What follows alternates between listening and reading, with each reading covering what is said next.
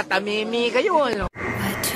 Hey guys, good morning po mga lodi natin dyan. Kumusta po? At tara, panoorin natin ng isang video courtesy by Indip. 25k na po siya mga idol, kaya please supportahan po natin dito sa kanyang video na Tropang Lasinggero nagpaulan ng mga high notes. So for galing nila, bukas na lang kitang kamakin.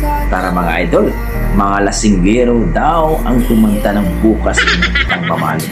At panoorin natin kung gaano nga ba kahalimaw itong ating mga lasinggerong mga dugong Pinoy. Pateka, magkakaiba to ah. Let's go!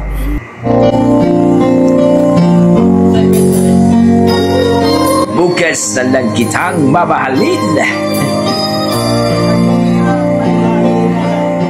Literal nga inuman talaga mga idol, oh.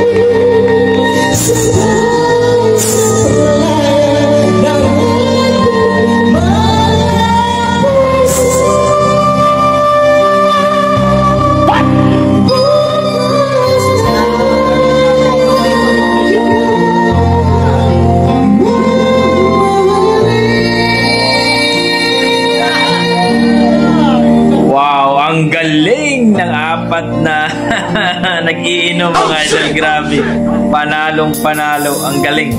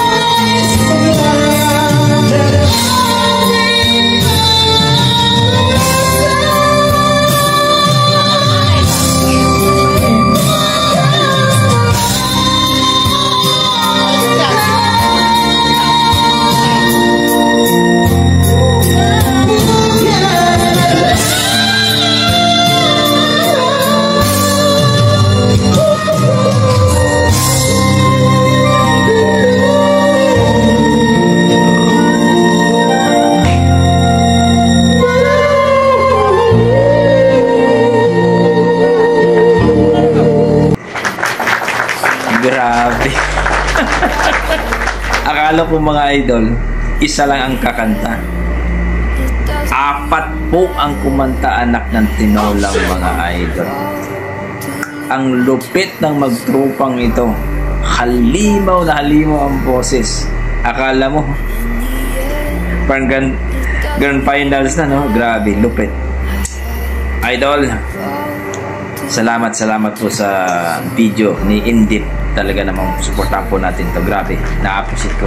Ganyan talaga pag umiinom daw, talagang mayroong pakanta.